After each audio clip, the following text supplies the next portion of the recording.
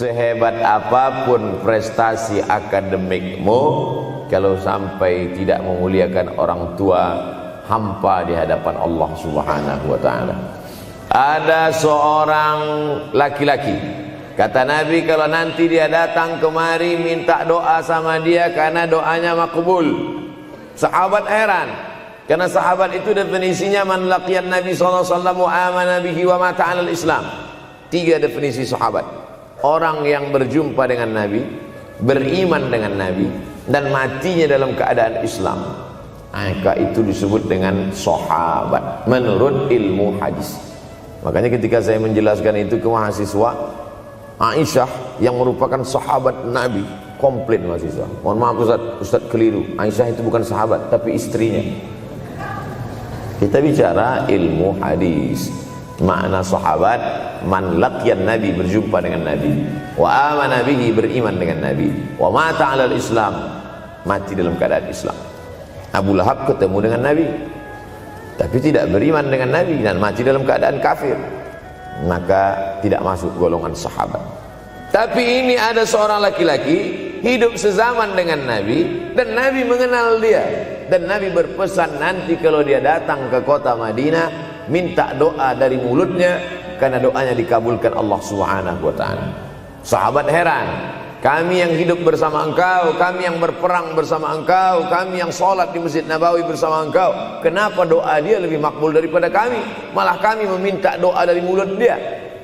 Tapi tidak boleh membantah dan melawan Nabi. Pokoknya nanti kalau dia datang kemari minta doa kepada dia. Setelah Nabi Muhammad SAW meninggal dunia, laki-laki itu pun sampai ke kota Madinah, berjumpa dengan sahabat. Sesuai dengan yang dijanjikan Nabi, mereka pun meminta doa kepada dia. Namanya Uwais Al-Qarni. Makanya Uwais Al-Qarni tidak ada masuk dalam buku biografi sahabat. Kalau mau mencari biografi sahabat Nabi, buka kitab namanya Al-Isabah fi Tamyizis Sahabah, atau baca juga Usudul Ghabah fi Ma'rifatis Sahabah, atau baca juga Al-Isti'ab fi Ma'rifatil Ashab. Itu memang buku biografi isinya sahabat Nabi semua. Sahabat Nabi klasifikasi. Yang pertama, Al-Ashra Al-Mubashsharuna bil Jannah, 10 sahabat yang dijamin masuk surga. Level kedua, sahabat Nabi yang ikut perang Badar. Berikutnya, sahabat Nabi yang masuk Islam sebelum hijrah. Berikutnya, barulah ujung sahabat Nabi masuk Islamnya setelah hijrah, setelah Islam kuat, barulah dia masuk Islam. Tapi nama Uwais Al-Qarni tidak ada di dalam, karena dia tidak cukup syarat untuk menjadi sahabat, karena dia tidak pernah berjumpa langsung dengan Nabi Muhammad sallallahu alaihi wasallam. Tapi kenapa doanya makbul? Ternyata dia tidak berjumpa dengan Nabi bukan karena dengki, bukan karena musuh, bukan karena tidak beriman. Dia tidak jumpa dengan Nabi, salah satu sebabnya adalah karena dia menjaga ibunya di Yaman. Makkah di tengah, Yaman di bawah, Syam di atas, negeri Syam. Tak ada hubungan dengan negeri paman Syam. Syam di atas, Yaman di bawah, Makkah di tengah. Liila fi Quraisy, perjalanan orang Quraisy. Ila fihim rihlatash syita'i was-shaib, perjalanan syita musim dingin, shaif musim panas. Musim dingin mereka ke Yaman, musim panas mereka pergi ke negeri Syam. Kenapa dingin ke Yaman? Karena Yaman ini kalau musim dingin tidak terlampau dingin, salju tidak turun. Kalau pergi ke negeri Syam, salju turun. Palestina, Yordania, Suriah, Lebanon. Suriah, Lebanon ada salju. Maka musim panas Nabi pergi ke negeri Syam, karena kalau musim panas di Yaman panas sekali. Sedangkan ke negeri Syam panasnya tidak seberapa. Perjalanan orang Arab Quraisy ini diceritakan Allah, di negeri Yaman itulah tempat kampung Uwais Al-Qarni. Tidak sempat dia berjumpa dengan Nabi, tapi doanya lebih makbul daripada orang-orang yang berada bersama Nabi, karena keutamaan berbakti kepada ibu. Kalau sama ayah boleh ngelawan Pak Ustaz? Enggak juga. Jangan ini nanti dijadikan dalil. Kamu kenapa lawan bapakmu? Ada seorang laki-laki. Ini kadang jamaah pandai motong-motong ceramah saya, hanya untuk mencari pembenaran. Sedangkan kita ngaji ini mau mencari kebenaran. 1000 dalil bagi orang untuk mencari kebenaran, tapi ada 1001 hujjah untuk orang yang suka mencari pembenaran. Nah, jadi kalau saya bicara tentang ibu, sesungguhnya ayah sudah masuk.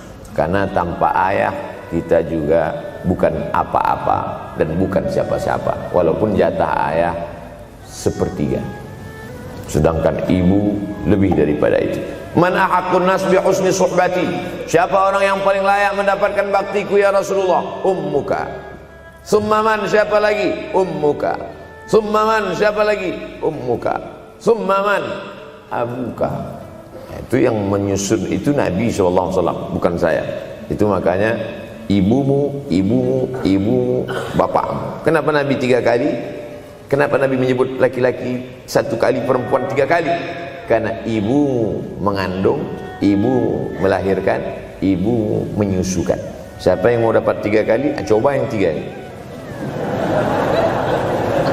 Mengandung, melahirkan, menyusukan. 3 ini belum bisa dilakukan oleh laki-laki dimanapun. Adapun merubah wajah sudah bisa. Makanya ada lady boy, wajah lady, betis boy. Tapi untuk mengandung tidak bisa. Ana Rahman, aku ini Rahman, kata Allah. Syaqaqtur rahim wa ja'altu lahu isman min ismi. Aku ciptakan satu makhluk di dalam perut perempuan, maaf, namanya rahim, dari namaku. Ini yang belum bisa dibuat dokter dimanapun di dunia ini, menciptakan rahim, belum bisa. Andai terpecah rekor ini, maka kebanggaan luar biasa bagi LGBT. Tidak bisa, sampai hari kiamat tidak akan bisa, janji Allah. Karena Allah mengatakan dalam hadis kursi, Anar Rahman ja'altu lahu isman min ismi. Maka ada satu makhluk dalam perut perempuan yang diciptakan, diambil dari Asmaul Husna. Sehebat-hebatnya laki-laki, dari ujung rambut sampai ujung kaki tidak ada di tubuhnya ini yang diambil dari Asmaul Husna, tak ada. Bahwa namanya dari Asmaul Husna ada, Abdus Somad. Tapi ada makhluk di badannya diambil dari Asmaul Husna, itu hanya ada pada perempuan. Oleh sebab itu perempuan luar biasa. Makanya kampus Universitas Ahmad Dahlan memuliakan perempuan. Mana perempuan? Di atas letaknya. Makanya saya tidak terlalu berani mendongak ke atas. Begitu hebatnya perempuan. Perempuan adalah ibumu, perempuan adalah istrimu, perempuan adalah anakmu, perempuan adalah adikmu. Maka saat engkau memuliakan perempuan, engkau sedang memuliakan 4 aspek dari kehidupan. Ketika Nabi Muhammad SAW diutus Allah ke atas muka bumi ini, salah satunya adalah mengajarkan manusia bagaimana menempatkan pada posisinya. Posisi dia adalah tempat kita menumpang. Ketika ada seorang laki-laki yang sudah sukses diwawancarai, siapa orang yang paling berjasa dalam hidup Anda? Dulu waktu saya merantau ke Yogyakarta, belum ada apa-apa, saya sempat numpang di rumah dia selama 4 bulan, kata seorang artis dalam sebuah wawancara. Begitu bangganya dia berkata, itulah orang paling berjasa kepada saya karena saya sempat numpang di rumahnya 4 bulan. Tapi ada yang dia lupa, bukan rumahnya yang kau tumpang, bukan ruang tamunya yang kau diami, sempat numpang di perutnya 9 bulan 10 hari. Tak pernah kau sebut. Angkat tangan yang tidak menumpang di rahim, langsung dari planet Mars langsung kemari. Enggak ada. Mr. Bean yang kita semua sehebat apapun pernah menumpang di perutnya. Oleh sebab itu makanya dosa yang paling mengerikan adalah kalau ada orang jual sabu-sabu, peminum khamar, di dunianya bahagia, happy, senang. Itu Ustaz, pengedar narkoba, hidupnya aman, adem, ayam, tentram. Di akhirat azabnya baru diberikan Allah Subhanahu wa taala. Ada orang yang pelakor senior tapi hidupnya di dunia senang-senang saja, di akhirat nanti azabnya ditunda. Namanya istidraj. Istidraj diambil dari kata daraja, tertunda. Azab yang tertunda. Sudah jadi judul sinetron. Azab yang tertunda. Tapi ada satu perbuatan dosa yang pasti di dunia dirasakan. Apa itu? Durhaka pada orang tua. Orang yang durhaka pada orang tua, di dunia dia tetap dapat, di akhirat dapat sekali lagi. Itu janji Rasulullah SAW. Lama hidup banyak dirasa, jauh berjalan banyak dilihat, lama jadi ustadz banyak yang curhat. Maka tidak satu dua itu saya lihat dalam kehidupan. Hebat, rezeki banyak melimpah ruah, tapi jauh dari kebahagiaan. Apa sebab? Janji Rasulullah SAW. Orang yang durhaka pada orang tua di dunia sudah dapat, di akhirat dapat lagi. Dapat. Di mana letak keadilan Allah? Kenapa di dunia sudah dapat, di akhirat dapat lagi?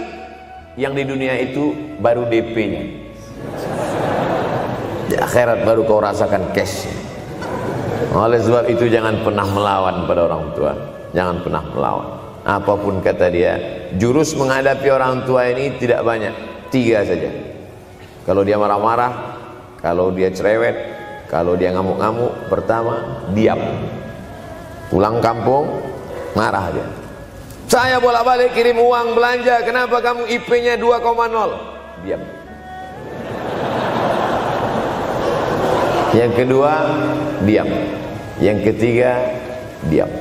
Kalau belum bisa membahagiakan, jangan susahkan dia. Kalau belum bisa menunjukkan prestasi, jangan susahkan hatinya. Jangan sampai belum ketemu dengan wajah kita pun dia sudah susah hati. Baru nama kita muncul di HP-nya, kumat darah tingginya. Bunyi handphone dia lihat nama kita di situ, langsung berubah detak jantung. Karena ternyata bukan nama kita di situ dia buat. Siapa? Troublemaker.